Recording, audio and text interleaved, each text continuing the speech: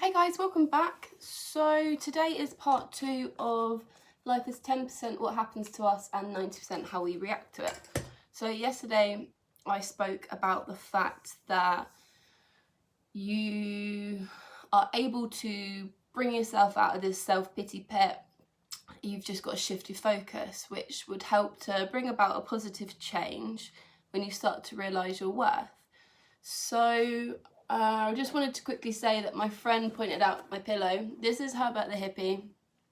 He's a really cool dude, he's chill, and will probably one day be a tattoo. But he's a little reminder for me to just keep peaceful. Okay, so where I was able to shift my focus was when I realised that there was a lot of negative stuff going on and I was just running away from it. A couple of years ago I got so indulgent with kind of like drinking and stuff that I just kind of, even with smoking, I have kind of just done it to just like numb myself, and there gets a point where I kind of look at myself and I'm like, look, enough's enough, face reality, because I don't want to carry on living like this. It's, yeah, I mentioned before the cyclic mentality. So I just started doing more for me. You know, like, I mean, heartbreak is probably the worst one. Losing a job, getting in debt. Yeah, it's just, it can get pretty shit, it can get pretty heavy. But again, it's asking that question, what good can I take from this? And sometimes you don't get an answer overnight. It might take a couple weeks, but what I do, I'm really blessed to live near good countryside. So I go for a walk and I find that just clears my head. And some days I'm so like, ugh, that even on the walk, I don't really concentrate on the fact I'm walking. It's just the fact I'm outside, and sometimes the thoughts are still going, but by the time I come back, I'm a bit more calmer. So what I kind of wanted to talk about was the fact that we let our brain almost go into automatic. So it's taking the control back, taking focus, and realizing that we can shift the manual gear. So yeah,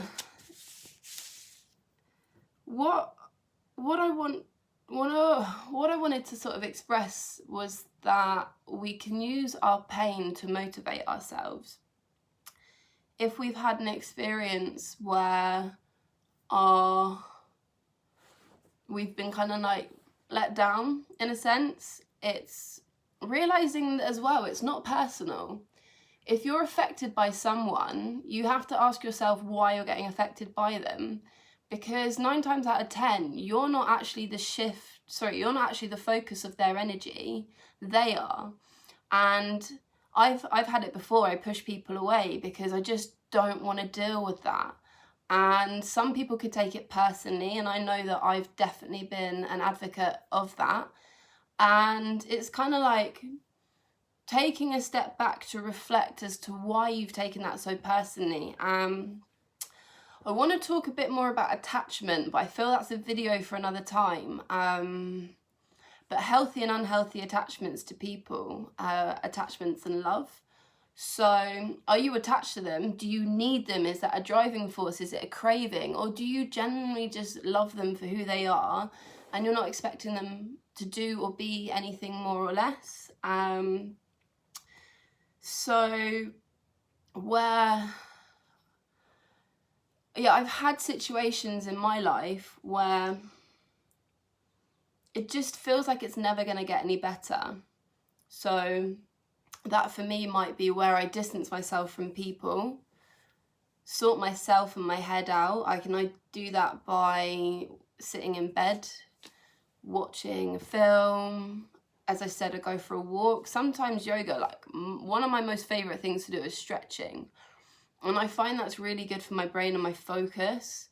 So I definitely would feel like that is a good place to start. So also like preparing yourself for the worst, but aiming for the best, because defeat doesn't quite get you that that badly. Another thing as well when it comes to relationships is trust issues and commitment issues, and I'm definitely like, yeah, I'm really trying to sort of break that mental state down, because the idea of getting hurt again is so worrying, but then the idea of loving again is just, it's a craving. I can't wait to have another person in my life. And the way I look at it now is that I don't want a relationship because I want the other person to feed me, whereas before how I used to be in relationships, I suppose I was so uncomfortable with myself that I was always seeking it externally, and I would expect a lot from the people that I was with, and that's a really kind of flawed perception, because as I said yesterday, relationships should be 50-50, and that's now what I'm craving, is to meet my equal. So I've definitely helped alter my headspace to kind of prepare myself for that. And I'm not in any rush, because when I'm right and when I'm ready, I'm sure it will come along. But I think until that point, what I'm focusing all my energy on is making sure I'm okay. And I love helping people, but there comes a point where your energy can be pushed. So it's working out where your energy is best kept, because you can help people all you want, but if you're not sound within yourself, the help that you emit might not be very helpful. So I think the other thing as well is leading by example, because no matter who you talk to and the advice that you give them, they will 9 times out of 10 work it out on their own. So yeah, I suppose it's radiating confidence and stuff. I think this is all I can really say for today. I was going to talk a bit about my experiences and stuff, but I didn't really want to reflect negatively on my life, because I'm in a very good spot and I'm very positive and optimistic about where I'm at the moment. So next week I'm going to talk about self-love, self-worth and self-care, because you, my friend, are worth more than that, and you should start appreciating and loving yourself. If there's something in your life that you're not happy about, it will get better. It's just going to take a little bit of time. So until then, I love you lots, and I'll see you later. Take care.